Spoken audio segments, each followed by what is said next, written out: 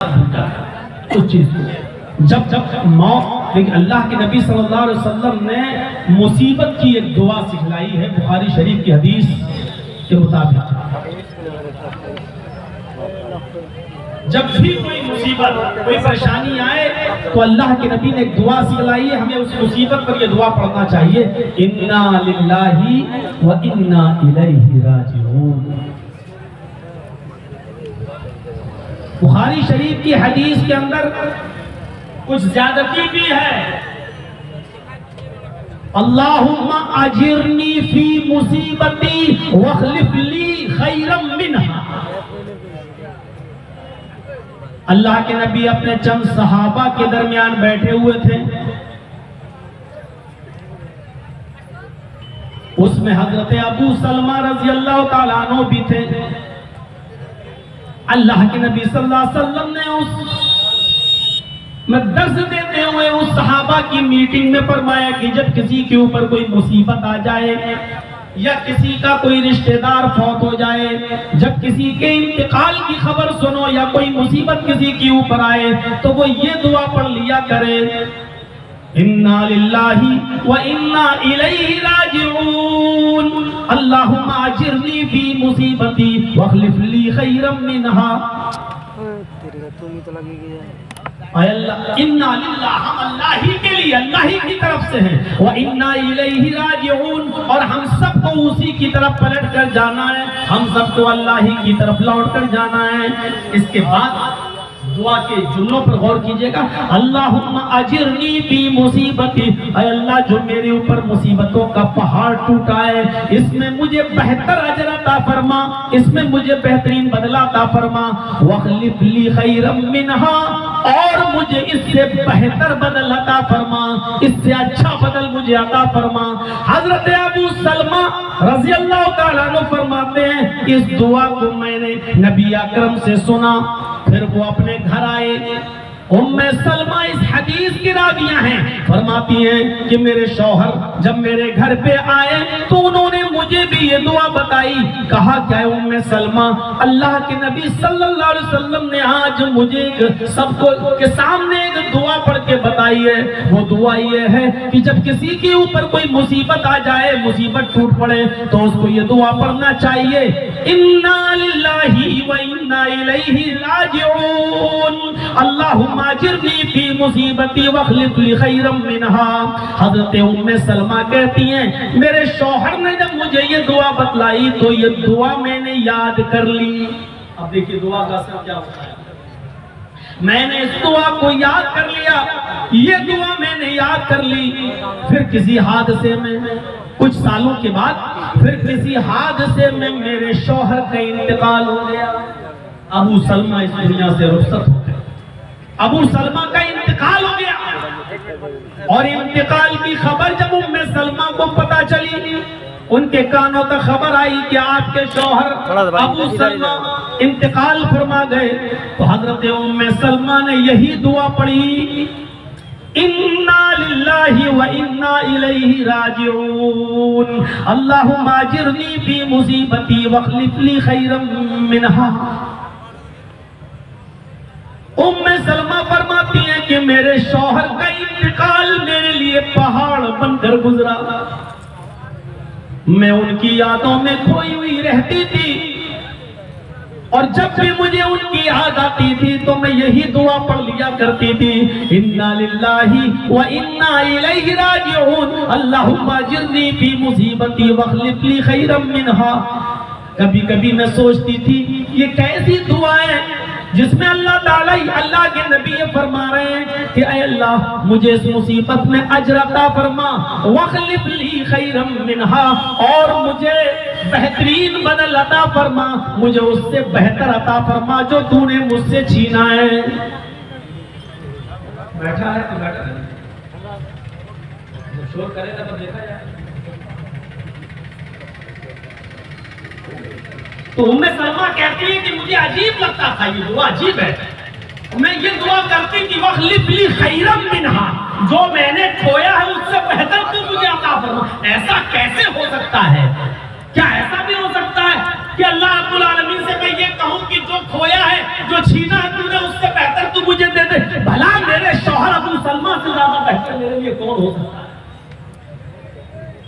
کہتی ہیں کہ میں سوچتی ضرور تھی لیکن یہ دعا پڑھتی رہی، اس لیے کہ یہ دعا نبی اکرم نے مجھے سکھلائی، مجھے بتلائی تھی تو میرے شوہر نے مجھے بتلائی، میں یہ دعا برابر پڑھتی رہی۔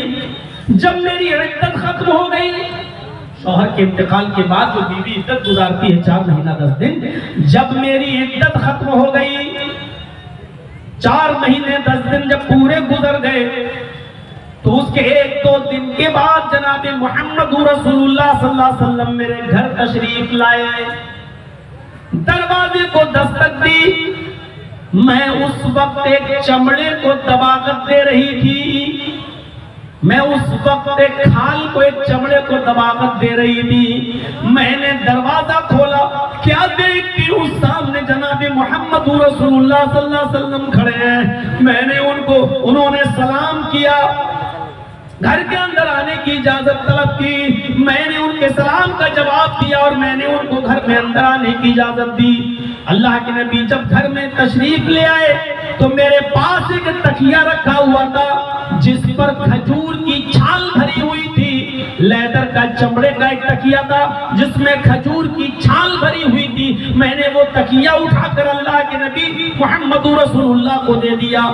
آپ اس تکیے پر ٹیک لگا کر بیٹھ گئے، آپ اس تکیے پر ٹیک لگا کر بیٹھ گئے، اور اس کے بعد میں محمد رسول اللہ صلی اللہ علیہ وسلم نے مجھے نکاح کا پیغام دیا۔ نبی اکرم صلی اللہ علیہ وسلم نے مجھے نکاح کا پیغام دیا۔ آئے ام سلمہ، تمہارے شوہر کا انتقال ہو چکا ہے، تم اب اکیلی کیا کرو گی؟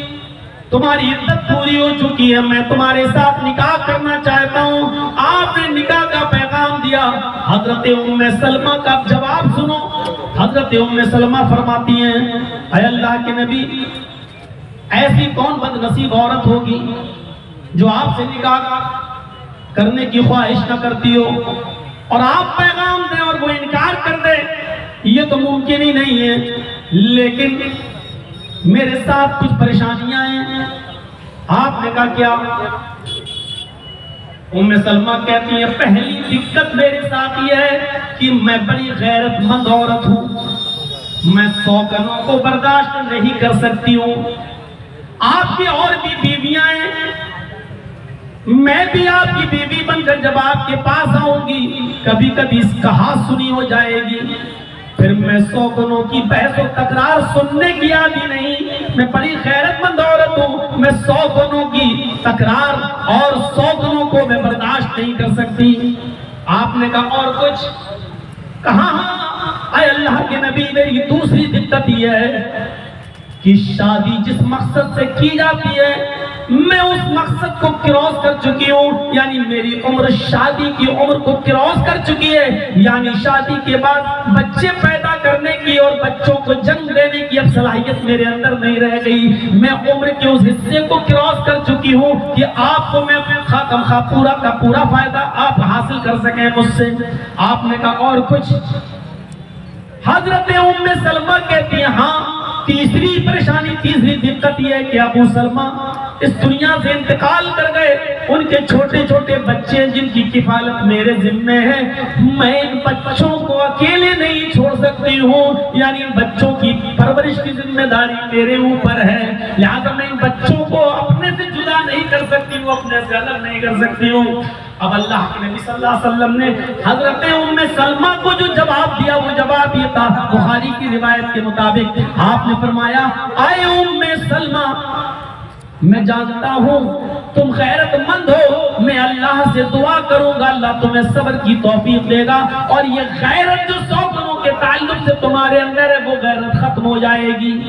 رہی دوسری پریشانی، رہی دوسری دقت، تو سنو، اگر شادی کی اس عمر کو تم کراس کر چکی ہو تو میں بھی کراس کر چکا ہوں، یعنی جس بڑھاپے میں تم ہو اسی بڑھاپے میں بھی داخل ہوں، اس لیے یہ کوئی بڑا مسئلہ نہیں ہے کہ تم اولاد جنم نہیں دے سکتی ہو، بچے پیدا نہیں کر سکتی ہو، کوئی بات نہیں۔ اب رہی تیسری پریشانی، جب تمہارا نکاح میرے ساتھ ہو جائے گا تو تمہارے بچے میرے بچے ہوں گے، ان بچوں کی کفالت میری ذمہ داری ہوگی، ان بچوں کی دیکھ ریکھ تو میں کروں گا، ان بچوں کی سرپرستی میرے ذمہ ہوگی۔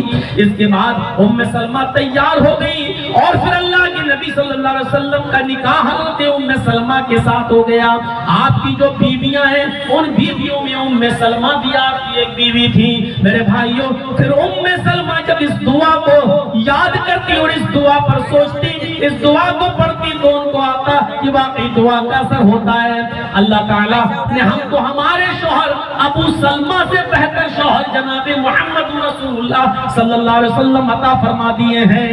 یہ دعا کا اثر ہوتا ہے. آپ کے گھر میں کوئی مصیبت آئے آپ دعا پڑھیے انا للہ و انا الیہ راجعون, اللہم اجرنی فی مصیبتی واخلف لی خیرا منہا. بڑی پریشانی اور دقت تو یہ ہے کہ ہم دعا مانگنا نہیں جانتے ہیں. بڑی دقت تو یہ ہے کہ ہم نے دعا کو محدود کر دیا ہے اور برابر بس ابھی تک یہی چلے آ رہے ہیں. فرض نماز کے بعد دعا مانگنا جائز ہے کہ ناجائز؟ فرض نماز کے بعد دعا پڑھنا چاہیے کہ نہیں پڑھنا چاہیے؟ امام کے ساتھ دعا مانگنا چاہیے کہ نہیں مانگنا چاہیے؟ قبرستان میں دعا پڑھنا چاہیے نہیں؟ بس یہی چیزیں ہمارے ہاں چلی آ رہی رہ دے کر 25 سال سے میں تقریریں کر رہا ہوں. تقریباً ہر جلسے میں یہی سوال آتا ہے, یہی پوچھا جاتا ہے, اور 25 سال ہو گئے آج تک بہار والوں کی کھوپڑی میں سوال بیٹھا نہیں ہے کہ فرض نماز کے بعد دعا مانگنا چاہیے کہ نہیں مانگنا چاہیے, امام کے ساتھ مانگنا چاہیے کہ نہیں. آج تک وہ سوال. دعا میرے بھائیوں یہ بھی ایک دعا ہے. بتائیے اس مصیبت میں کسی کے انتقال کے بعد آپ یہ دعا پڑھتے ہیں؟ انا للہ تو سب نے پڑھا ہوگا, انا للہ و انا الیہ راجعون, لیکن یہ دعا اگر کسی کو کھڑا کر کے پوچھ لو آگے تو بہت ہی کم لوگ ایسے ہوں گے اللہ ماشاءاللہ جو سنا سکیں. اللہم اجرنی فی مصیبتی واخلف لی خیرا منہا. ایک ٹکڑا ہے, ایک ٹکڑا. یاد کرنے میں 5 منٹ سے زیادہ کا ٹائم نہیں لگے گا اگر کوئی یاد کرنا چاہے تو, لیکن نہیں یاد کرے گا. میرے بھائیوں ذرا غور کرو کہ دعا کے کیا اثرات انسانی زندگی پر پڑتے ہیں. حضرت ام سلمہ کہتی ہیں کہ جب میں یہ دعا کرتی تھی تو سوچتی کہ بھلا ایسا کیسے ہو سکتا ہے کہ مجھے جو کھویا ہے میں نے ابو سلمہ اور اس سے بہتر مجھے مل جائے, یہ کیسے ہو سکتا ہے. اور جب اللہ کے رسول سے نکاح ہو گیا تو کہتی ہے واقعی دعا کا اثر ہوتا ہے. اللہ تعالیٰ نے مجھے میرے شوہر سے بہتر شوہر جناب محمد رسول اللہ صلی اللہ علیہ وسلم کی مجھے بیوی بنا دیا اور محمد رسول اللہ کو میرا شوہر بنا دیا. یہاں سے ہم سوچیں دعا کے اثرات کیا ہوتے ہیں ہماری زندگی. پھر وہ کہا مولانا صاحب آپ تو دعا کرنے کو بول رہے ہیں اور پھر منع کرتے ہیں کہ بہت سے لوگ پھر وہی سمجھنے کی کوشش کریے. جہاں جو دعا پڑھی جاتی ہے وہاں وہ دعا پڑھیے, آپ کو کوئی نہیں روکتا ہے. تو دعا کے اثرات ہوتے ہیں انسانی زندگی پر. اس لیے میرے بھائیوں پھر میں کہتا ہوں کہ موت کو ہمیشہ یاد رکھو جو ہر وقت ہمارے اور آپ کے پیچھے پڑی ہوئی ہے. قُلْ إِنَّ الْمَوْتَ الَّذِي تَفِرُّونَ مِنْهُ فَإِنَّهُ مُلَاقِيكُمْ. جس موت سے تم بھاگ رہے ہو, اے نبی فرما دو, اے محمد رسول اللہ آپ کہہ دو, ان الموت الذی تفرون منہ, جس موت سے تم بھاگ رہے ہو. بھاگو, کتنا بھاگو گے؟ اچانک ہارٹ اٹیک پڑا, بھاگے ہاسپٹل, رکھ دیا گیا وینٹیلیٹر پر, ہو رہی بائی پاس سرجری, ڈالا جا رہا ہے چھلا, بچ گئے. پھر کچھ ہوا, پھر بھاگ گئے. بھاگنے کی کئی شکلیں ہیں. ابھی دیکھا آپ نے ایک آدمی نے اپنے ہارٹ کا آپریشن کرایا تھا کویت میں, 80 سال کا بزرگ کویت میں آپریشن کرایا اس نے, اور آپریشن کرانے کے بعد اس کو بل دے دیا گیا 10 لاکھ روپے کا. انڈین کرنسی کے لحاظ سے 10 لاکھ روپے کا بل. وہ انڈیا میں رہنے والا تھا بزرگ. بل دیکھا تو آنکھوں میں آنسو آ گئے اور رو. ڈاکٹروں نے اس سے کہا کیا بات ہے بھائی, زیادہ ہے, چھوڑو 8 لاکھ دے دو. اس کے آنسو بند نہیں ہو رہے ہیں. ڈاکٹروں نے کہا اچھا چلو لاسٹ بات 7 لاکھ دے دو, جاؤ. اس نے کہا نہیں صاحب, میں اس لیے نہیں رو رہا ہوں کہ آپ نے 10 لاکھ کا دے دیا. جب میں کویت میں آپریشن کرا سکتا ہوں تو 10 کا میں 15 لاکھ بھی دے سکتا ہوں آپ کو. آپ 10 کا 7 کر رہے ہیں, آپ کی مرضی. میں 10 کا 15 بھی دے سکتا ہوں, میرے پاس پیسوں کی کمی نہیں ہے. لیکن میرے آنکھوں میں آنسو صرف اس لیے ہے کہ اچانک میرے دل میں تھوڑی سی تکلیف ہوئی ہارٹ میں, اور آپ نے آپریشن گھوشت کر دیا. اور آپریشن کر کے مجھے 10 لاکھ روپے کا میرے ہاتھ میں بل پکڑا دیا. آپ نے میرے ہارٹ کو 10 منٹ کے لیے سنبھالا, آپریشن کر کے 10 لاکھ کا ہارٹ 10 لاکھ کا بل بھی میرے ہاتھ میں دے دیا. میں اس رب کا کیسے شکریہ ادا کروں جو 80 سال تک میرے دل کی حفاظت کرتا رہا, میرے ہارٹ کو سنبھالے رکھا, میرے ہارٹ کی حفاظت کرتا رہا, اور آج تک اس نے اپنا کوئی بل مجھے نہیں دیا کہ ایک اتنا بل ہمیں دو, اتنا یہ دو, اتنا وہ دو. آج تک میرے رب نے مجھ سے بل نہیں مانگا. اور افسوس اس بات کا ہے کہ میری پوری زندگی اسی کی نافرمانی میں گزر گئی. افسوس اس بات کا ہے کہ میری پوری زندگی اسی کی ناشکری میں گزر گئی. آج آپ نے 10 منٹ کے لیے میرا ہارٹ کیا سنبھال لیا کہ اتنا بڑا بل آپ نے میرے ہاتھ میں دے دیا, اور جس نے 80 سال تک میرے ہارٹ کو سنبھالا. غور کرو, یہ مثالیں اس لیے دی جاتی ہیں تاکہ ہمارے ذہن میں گھس جائیں اور عبرت لیں. مثالوں سے بھی عبرت لی جاتی ہے. حمید الدین کا نام سنا ہوگا آپ نے, کیج اور مروان کا حکمراں گزرا ہے, 21 سال تک حکمرانی کی ہے. 21 سال تک حمید الدین نے, اپنے باپ کے انتقال کے بعد حمید الدین کو حکمراں بنایا گیا. 21 سال تک حکمرانی کی ہے. جس شہر کے اندر وہ حکمرانی کیا کرتا تھا اس کے بیچوں بیچ میں اس کا ایک باغ تھا, ایک گارڈن تھا, جہاں وہ تھوڑی دیر آرام کرنے کے لیے جایا کرتا تھا. اور اس کی ایک لونڈی تھی خاتمہ جو اس کے لیے بستر بچھایا کرتی تھی. اس کو معلوم تھا کہ میرے مالک حمید الدین کے آنے کا وقت ہو رہا ہے. وہ بستر لگا دیا کرتی تھی اور اس باغ میں پانی مارا کرتی تھی. اس باغ کی دیکھ بھال کیا کرتی تھی اس کی لونڈی. ایک دن اس نے بستر بچھایا اپنے مالک کا, حکمراں کا, حمید الدین کے لیے. اس نے اپنا بادشاہ کا بستر بچھایا.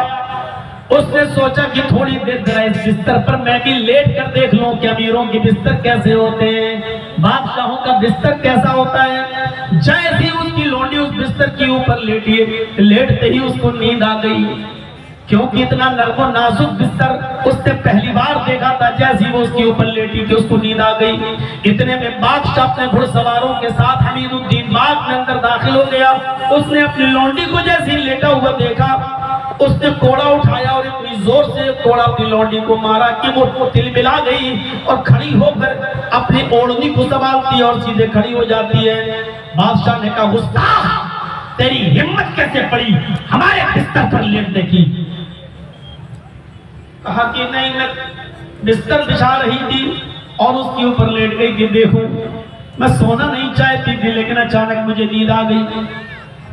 بادشاہ نے 10 کوڑے اس کو اور مارے, لیکن جب وہ کوڑا مارتا جا رہا تھا تو اس کی لونڈی کی چمڑی ادھرتی جا رہی تھی, خون زمین کے اوپر ٹپک رہا تھا.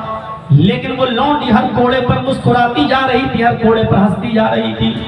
جب وہ حمید الدین 10 کوڑے پورے مار چکا تو کہتا ہے کہ لونڈی تو ہنس رہی ہے, پہلے تو ایک کوڑے پر رو دیا کرتی تھی, تیرے جسم سے خون بھی نکل رہا ہے, ٹپک رہا ہے, لیکن تو آج رونے کے بجائے ہنس رہی ہے, کیا تجھے تکلیف نہیں ہو رہی ہے؟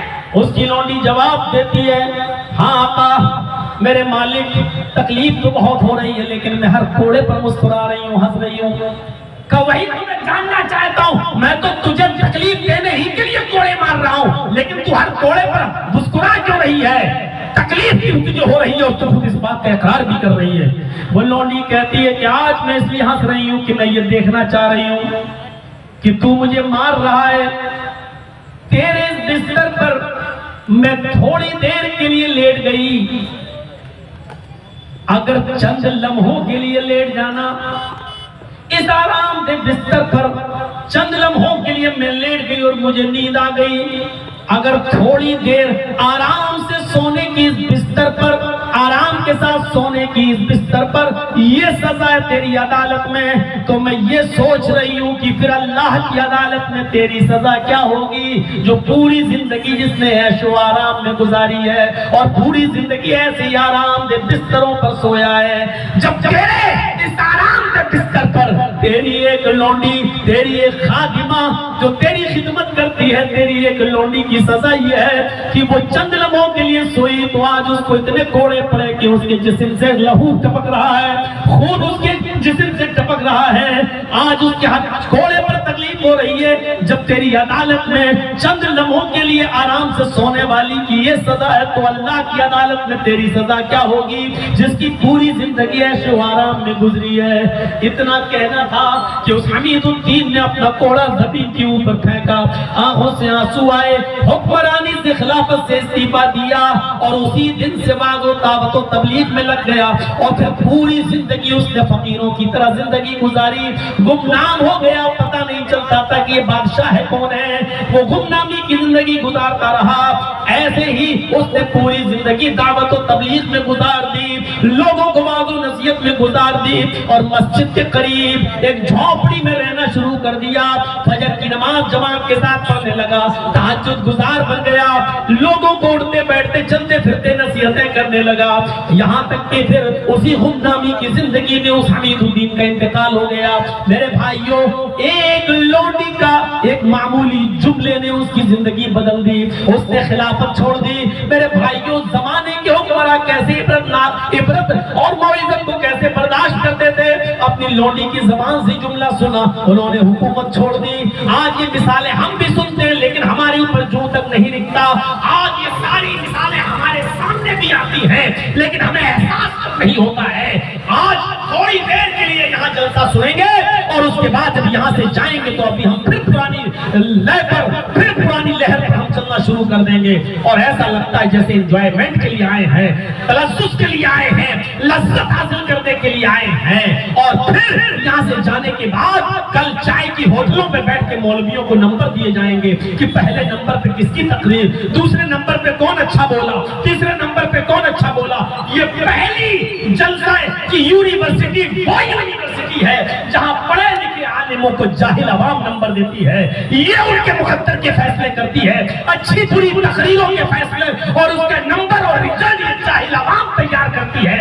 یہ مولویوں کا امتحان اور مولویوں کو فیل اور پاس، اس کا ہتھکنڈا آج ہم جیسے جلسے والوں نے عوام کے ہاتھوں میں دے رکھا ہے، اور ہماری تقریروں کے فیصلے، ہمارے جلسوں کے فیصلے، کتاب و سنت کو سنانے کے فیصلے آج جاہل عوام کرتی ہے کہ پہلے نمبر پہ یہ بولا، دوسرے نمبر پہ یہ بولا اور تیسرے نمبر پہ یہ۔ ایک اکھاڑا سا بن گیا ہے، ایک جنگل سا بن گیا ہے یہ جلسہ، جہاں جاہل مولویوں کو نمبر دیں، عالموں کو پاس کرے کہ پہلے نمبر پہ فلاں اور دوسرے نمبر پہ فلاں۔ میرے بھائیو، اس سے بڑا ہم علماء کے لیے کیا مقام ہوگا، اور علماء کی اس سے زیادہ بدنصیبی ہماری اور کیا ہوگی کہ ہمیں نمبر آپ جیسے لوگ دیں، فیل و پاس آپ جیسے لوگ کریں، اس سے زیادہ ہمارے لیے شرم کی بات اور کیا ہوگی۔ لیکن چلو، چل رہا ہے، چلنے دو میرے بھائیو، یہ نمبروں کی ڈیوٹی آپ کی ہے، آپ دیجئے، لیکن احساس پیدا کیجئے اب اپنے اندر، جو میں نے بتایا اس میں کتنی سچائی ہے۔ حمید الدین ایک جھٹکے میں سکھل گیا، حکومت چھوڑ دی، خلافت چھوڑ دی، بادشاہی چھوڑ دی، بعض و تبلیغ میں اس نے پوری زندگی گزاری اور گمنامی کی موت مر گیا، انتقال فرما گیا۔ ہماری زندگیوں میں انقلاب کیوں نہیں آتا ہے؟ ہماری زندگیوں میں انصاف اور عدل پیدا کیوں نہیں ہوتا ہے؟ ایک باپ ہو، کیوں انصاف نہیں کرتے ہو اپنی اولاد کے ساتھ؟ بیٹے بیٹیاں ہیں، کیوں ان کو اپنی وراثت میں سے حصہ نہیں دیتے ہو؟ کیوں کہتے ہو کہ جہیز دے تو دیا ہے، اب بیٹی ہماری وراثت میں سے حقدار نہیں ہے؟ کیوں منع کرتے ہو بیٹوں کو کہ بڑا بیٹا میری زیادہ خدمت کرتا ہے، اس کو آپ زیادہ زمین دیں گے، اس نے ہماری دیکھ ریکھ کم کری ہے، اس کو ہم کم دیں گے؟ آپ کو یہ پاور اور یہ حق، یہ اتھارٹی کس نے دی ہے؟ کیا ہمیں اور آپ کو مرنا نہیں ہے؟ میرے بھائیوں، جب موت آنا ہے تو کم سے کم سوچو کہ ہمیں کل قیامت کے دن جواب کیا کہنا ہے۔ کچھ نہیں ہے یہ زندگی، بہت کم ہے۔ اب تو لوگ 70-80 سال بھی نہیں زندہ رہ پا رہے ہیں، 60 اور 70 کے بیچ میں چلے جاتے ہیں۔ میرے بھائیوں، ہم اور آپ ذرا غور کریں کہ اپنی زندگی کے کتنے دن گزار چکے ہیں، کتنے باقی رہ گئے ہیں۔ ہم اور آپ سوچیں، یہ زمین کھا گئی آسمان کیسے کیسے۔ ذرا چند سال پہلے کی زندگی پر نظر ڈال لو، کرونا والی زندگی پر نظر ڈال لو، کتنے بڑے بڑے علماء اس دھرتی سے چلے گئے اور اسی زمین کے کسی کونے میں اور کسی ٹکڑے پر وہ دفن ہیں۔ ان کی زندگیوں پہ نظر ڈالو، اپنے رشتہ داروں کی زندگیوں پہ نظر ڈالو، جن کی کل توتیاں بولتی تھیں آج وہ قبر کے اندر دفن ہیں۔ جاؤ دیکھو، آج ان کے لیے دعا کرو۔ الدیار السلام علیکم یا اہل القبور، جو کل ہم سے سلام کیا کرتے تھے آج ہمیں ان کے لیے سلامتی کی دعا کرنا پڑ رہی ہے۔ میرے بھائیوں، ہمارے اور آپ کے ساتھ بھی یہی حال ہونا ہے، کوئی نہیں بچے گا اس دنیا سے۔ جب آئے ہیں جانا ہے، آخری سٹاپ وہی ہے، لاسٹ اسٹیشن وہی ہے، ہمارا اور آپ کا مین مکان وہی ہے، اور اسی میں ہمیں اور آپ کو دفن ہونا ہے، اور دفن بھی ایسا نہیں۔ اللہ کے نبی صلی اللہ علیہ وسلم نے فرمایا اگر مجھے یہ خوف نہ ہوتا، اگر مجھے یہ ڈر نہ ہوتا کہ تم مردوں کو دفنانا چھوڑ دو گے، اگر مجھے یہ ڈر نہ ہوتا کہ تم اپنے مردوں کو قبر میں دفنانا چھوڑ دو گے، تو جو عذاب اللہ تعالیٰ اس قبر کے اندر میت کو ہو رہا ہے جو مجھے سنا رہا ہے، میں اللہ سے دعا کرتا وہ تمہیں قبر کا عذاب سنا دیتا، وہ تمہیں مردوں کی چیخوں پکار سنا دیتا۔ لیکن اگر میں دعا کر کے قبر کا عذاب تمہیں سنوا دوں، تمہیں دکھوا دوں، تو مجھے ڈر ہے اس بات کا کہ کل تم کہیں اپنے مردوں کو قبر میں دفن کرنا نہ چھوڑ دو، کہیں تم قبر میں اپنے مردوں کو لے جانا نہ چھوڑ دو۔ میرے بھائیوں، یہ وہ حالات ہے جو اللہ کے نبی نے اپنی زبان سے بیان کیے ہیں۔ ہم سوچیں کہ اس قبر میں ہمیں اور آپ کو بھی جانا ہے، اس قبر کے اندر ہمیں اور آپ کو بھی جانا ہے، اس قبر میں وہی ہمارا اصل، اسی کے ہم مالک ہیں، اسی کے ہم مالک ہیں۔ وہ 2 گز زمین ہم سے کوئی نہیں چھین سکتا ہے، وہی ہماری ملکیت ہے۔ یہ بڑی بڑی بلڈنگیں آج آپ ہیں، کل آپ کے ہاتھ میں نہیں رہے گی، کل آپ کے ہاتھ میں نہیں رہے گی، کل دوسرے ان کے مالک بن جائیں گے، پرسوں کوئی اور ان کا مالک ہوگا۔ ہم جس زمین کے ٹکڑے کے مالک ہیں وہ وہی ہے 2 گز زمین جو ہم سے کوئی نہیں چھین سکتا ہے، وہ ہمیں مل کر رہے گی۔ مرنے کے بعد بھی اس پر ہمارا حق ہے، بلکہ اصل حق مرنے کے بعد ہی ہے اس پر ہمارا۔ میرے بھائیوں، اس زمین کے ہم مالک ہیں، اور اس زمین کو ہمیں ہر حال میں پانا ہی ہے۔ اس زمین میں جانے کے لیے تیاری کرو۔ موت تو سب کو آتی ہے، کون ایسا ہے کہ جو یہ کہہ سکے کہ ہم بچ جائیں گے؟ لیکن موت کو کامیاب کرائیے۔ موت مومن کی نگاہ میں کیا ہوتی ہے؟ ابھی کسی کو پریشانی ہوئی، ایک دم بھاگے گاڑی، ایک دم لو، جلدی لے چلو، جلدی ہاسپٹل۔ لیکن موت تو وہ ہے کہ مرنے والا جب یہ دیکھ لے کہ اب میرے مرنے کا وقت قریب آ گیا ہے، تو اس کے چہرے پر مسکراہٹ ہو، خوشی ہو۔ موت کو قریب دیکھ کر، موت کو قریب جان کر جس کے چہرے پہ مسکراہٹ ہے، یہ مومن کی نشانی ہے، یہ مومن کی علامت ہے۔ اور دلیل ابھی میں آپ کو دوں گا، واقعات ابھی آپ کے سامنے رکھوں گا۔ موت کو قریب دیکھ لو، جان لو کہ میری موت کا وقت قریب ہے، تو مسکراہٹ آ جائے چہرے پر، خوشی ہو، تو یہ اہل ایمان کی علامت ہے۔ کیوں؟ کیونکہ وہ جانتا ہے کہ اب 3rd کلاس سے 1st کلاس کی طرف مجھے جانا ہے، اب اس گری ہوئی زندگی سے افضل زندگی کی طرف ہمیں جانا ہے، رب سے میری ملاقات کا وقت قریب ہے۔ بھلا جو آدمی 3rd کلاس سے 1st کلاس کی طرف جائے تو اس کو خوشی ہونی چاہیے، خوشی ہونی چاہیے۔ حضرت فاطمہ رضی اللہ تعالیٰ عنہ کا واقعہ آپ کو معلوم ہوگا کہ جب وہ اللہ کے نبی صلی اللہ علیہ وسلم سے فرما رہی تھی، وَاكَرْبَ أَبَطَاهُ، ہائے میرے ابو کی تکلیف، تو اللہ کے نبی نے ان کو پکڑا اور ان کی پیشانی کا بوسہ لیا اور ان سے فرمایا، فاطمہ روتے نہیں، آنکھوں میں آنسو مت لاؤ، آج کے بعد تمہارے باپ کو کبھی اتنی تکلیف نہیں ہوگی، آج کے بعد کبھی تمہارے باپ کو اتنی پریشانی نہیں ہوگی۔ یعنی آپ نے اشارہ کر دیا، اے فاطمہ، جبرائیل علیہ السلام نے خبر دے دی کہ آج میری زندگی کا آخری دن ہے، اب میں آج اللہ کو پیارا ہو جاؤں گا، آج کے بعد تمہارے باپ کو کبھی اتنی تکلیف نہیں ہوگی۔ جب حضرت فاطمہ نے یہ سنا کہ آج کے بعد میرے ابو اس دنیا میں نہیں رہیں گے، آپ اللہ کو پیارے ہو جائیں گے، تو حضرت فاطمہ رضی اللہ تعالیٰ عنہ رونے لگی، ان کی آنکھوں میں آنسو آ گئے۔ جب وہ زاروں کی دار رونے لگی تو اللہ کے نبی نے ان کے سر کو پکڑا اور ان کے کان کو قریب کیا اور ان کو ایک خوشخبری سنائی، لیکن ان کے کان میں ایک جملہ فرمایا۔ اس جملے کو سن کر حضرت فاطمہ ہنسنے لگی، مسکرانے لگی. پھر اللہ کے نبی نے دوبارہ ان کو قریب کیا اور دوبارہ ان کے کان میں ایک اور جملہ فرمایا. پھر وہ اور زیادہ مسکراتی ہیں اور زیادہ ہنسنے لگتی ہیں. اللہ کے نبی جب تک زندہ رہے حضرت فاطمہ نے اس راز کو فاش نہیں کیا. اللہ کے نبی صلی اللہ علیہ وسلم نے ان کے کان میں کیا کہا تھا یہ صرف فاطمہ کو معلوم تھا اور اللہ کے نبی کو معلوم تھا. لیکن اللہ کے نبی جب اس دنیا سے رخصت ہو گئے, جب آپ کو دفنا دیا گیا, تو کچھ دنوں کے بعد حضرت عائشہ صدیقہ رضی اللہ تعالیٰ عنہا نے حضرت فاطمہ سے کہا, فاطمہ تم میری بیٹی ہو, حضرت فاطمہ تمہارا میرے اوپر بھی حق ہے. آئے فاطمہ میں تمہیں اسی حق کا واسطہ دیتی ہوں. آج مجھے یہ بتاؤ تمہارے کان میں تمہارے باپ نے, ہمارے شوہر نے, محمد رسول اللہ نے تم سے کیا کہا تھا؟ آئے فاطمہ اب تو بتا دو اس راز کو جو تمہارے کان میں ہمارے پیغمبر نے, ہمارے نبی نے, ہمارے سرتاج نے, ہمارے شوہر نے کہا تھا. تو حضرت فاطمہ کہتی ہیں ہاں آج میں بتا دیتی ہوں, کیونکہ اب تو راز فاش کرنا کوئی, اب تو راز فاش ہو ہی نہیں سکتا کیونکہ آپ اس دنیا ہی میں نہیں ہیں. زندگی بھر میں نے چھپایا لیکن اب نہیں چھپاؤں گی, آپ نے مجھے اس حق کا واسطہ دیا ہے.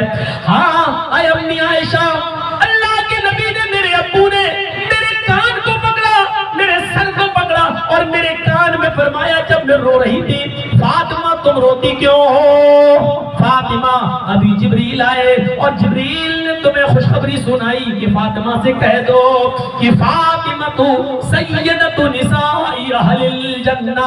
اللہ تعالیٰ نے فاطمہ کو جنت کی تمام عورتوں کا سردار بنا دیا.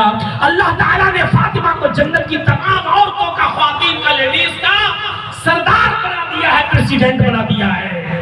یہ خوشخبری سنی تو میرے چہرے پہ مسکراہٹ آ گئی. پھر آپ نے دوبارہ میرے سر کو پکڑا اور میرے کان کو اپنے ہونٹوں کے قریب کیا اور فرمایا فاطمہ تمہیں رونے کی ضرورت نہیں ہے, تمہیں دکھ کرنے کی ضرورت نہیں ہے.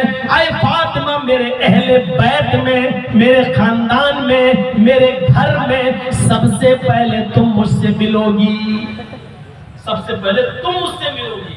میرے اہل بیت میں, میرے خاندان میں سب سے پہلے تم میرے پاس آؤ گی. یعنی میں تو آج چلا جا رہا ہوں, آج آخری دن ہے, جبریل نے مجھے بتا دیا, لیکن میرے پیچھے پیچھے تم آ رہی ہو. میرے اہل بیت میں, میرے خاندان میں سب سے پہلے اگر کسی کا انتقال ہوگا تو تمہارا, یعنی میری ملاقات تم سے سب سے پہلے ہوگی.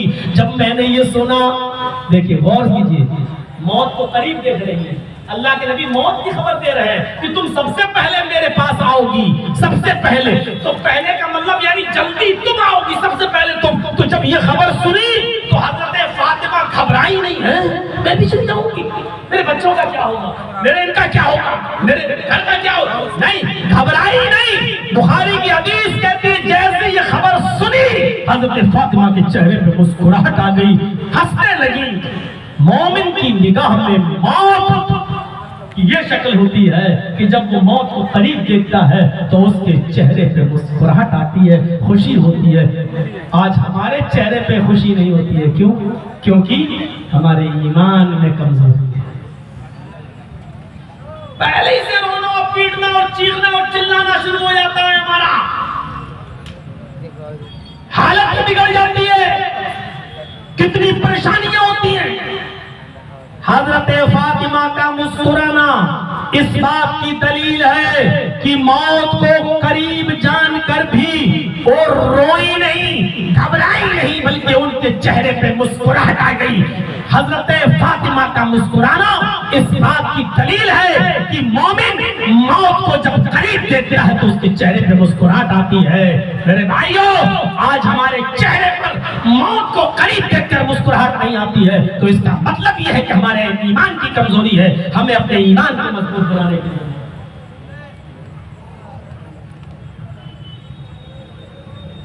آئیے دوسری دلیل دیتا ہوں. اللہ کے نبی صلی اللہ علیہ وسلم مرض الموت میں مبتلا ہیں, آخری ایام ہیں. یہ واقعہ بھی بخاری شریف کے اندر موجود ہے. آپ کی بیویاں آپ کے پاس بیٹھی ہوئی ہیں. حضرت عائشہ نے سوال کر لیا اے اللہ کے رسول، ایک دن انتقال تو سب کا ہونا ہے، ایک دن اس دنیا سے سبھی کو رخصت ہونا ہے، ایک دن اس دنیا سے سبھی کو جانا ہے۔ آپ نے کہا جی اللہ کے رسول آپ کو بھی جانا ہے، مجھے بھی جانا ہے۔ آپ نے کہا ہاں۔ فرمایا اللہ کے نبی آپ تو اللہ کے پیغمبر ہیں، آپ تو اللہ کے نبی ہیں، آپ ہمیں یہ بتا دیجئے کہ اتنی بیویاں ہیں جو آپ کی اس وقت زندہ باحیات، جو آپ کے پاس آپ کی حجرے میں بیٹھی ہوئی ہیں، آپ کے قریب ہیں، آپ کی بیویوں میں سے سب سے پہلے کون سی بیوی آپ کے پاس آئے گی؟ یہ نہیں پوچھ رہی ہیں کہ کون زیادہ لمبی عمر تک رہے گا، زیادہ دنوں تک کون زندہ رہے، یہ نہیں پوچھ رہی ہیں۔ حضرت عائشہ نے کیا پوچھا؟ اے اللہ کے نبی آپ کی بیویوں میں سے سب سے پہلے کون سی بیوی آپ کے قریب آئے گی؟ یعنی آپ کے انتقال کے بعد آپ کے پاس سب سے پہلے کون سی بیوی آئے گی، یعنی کس بیوی کا انتقال سب سے پہلے ہوگا؟ نبی اکرم نے جو جواب دیا اس جواب کو سوچئے گا، سنیے گا۔ بخاری شریف کی روایت، اللہ کے نبی مسکرائے اور کسی بھی بیوی کا نام نہیں لیا، کسی بھی بیوی کا نام نہیں لیا، بلکہ مسکراتے ہوئے اتنا فرمایا اطولکن یدن، اے عائشہ ہماری جو بیویاں یہاں بیٹھی ہوئی ہیں، ان عورتوں میں، ان بیویوں میں سب سے پہلے میرے پاس وہ عورت آئے گی، تم میں سب سے پہلے وہ عورت مجھ سے ملاقات کرے گی، میری وہ بیوی مجھ سے سب سے پہلے ملے گی۔ اطولکن یدن، تم میں سے جس کے ہاتھ سب سے زیادہ لمبے ہوں گے، تم میں سے سب سے زیادہ جس کے ہاتھ لمبے ہوں گے۔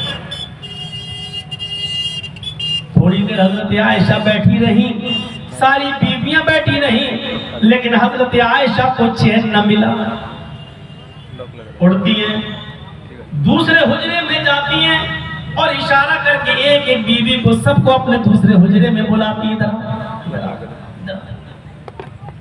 ساری عورتیں اس حجرے میں جاتی ہیں، حضرت عائشہ ایک لکڑی لے آئیں اور ساری بیویوں کے ہاتھ مانپنے لگی کہ دیکھیں کس کا ہاتھ زیادہ لمبا۔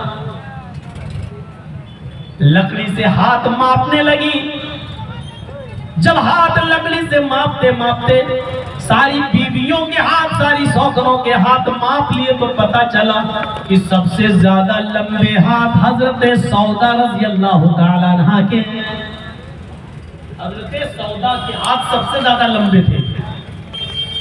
کہا سودا بڑی خوش نصیب ہے۔ دیکھیے خوش نصیب کس کو کہہ رہے ہیں؟ سودا کو۔ اے سودا بڑی خوش نصیب ہو تمہارے ہاتھ سب سے زیادہ لمبے ہیں، اور اللہ کے نبی صلی اللہ علیہ وسلم کے جملوں کے مطابق، آپ کی پیشین گوئی کے مطابق تم سب سے پہلے انتقال کرو گی، یعنی بیویوں میں سب سے پہلے تم اللہ کے نبی صلی اللہ علیہ وسلم کے پاس جاؤ گی، اپنے شوہر سے سب سے پہلے تمہاری ملاقات ہوگی۔ حضرت سودا بھی مسکرانے لگی، یعنی وہ بھی یہ سمجھنے لگی کہ نہیں میرے ہاتھ لمبے تو میں جاؤں گی، یعنی میرا انتقال سب سے پہلے ہوگا بیویوں میں، خاندان میں اہل بیت میں فاطمہ کا، لیکن بیویوں میں سب سے پہلے کس کا؟ جس کے ہاتھ سب سے زیادہ لمبے ہوں گے، اور سب سے زیادہ لمبے ہاتھ لکڑی سے جب ناپا گیا تو کس کے نکلے؟ حضرت سودا کے، اور حضرت سودا رضی اللہ تعالیٰ عنہ کے ہاتھ جب سب سے زیادہ لمبے نکلے تو وہ سودا بھی مسکرانے لگی، خوش ہو گئی کہ میں اللہ کے نبی کے پاس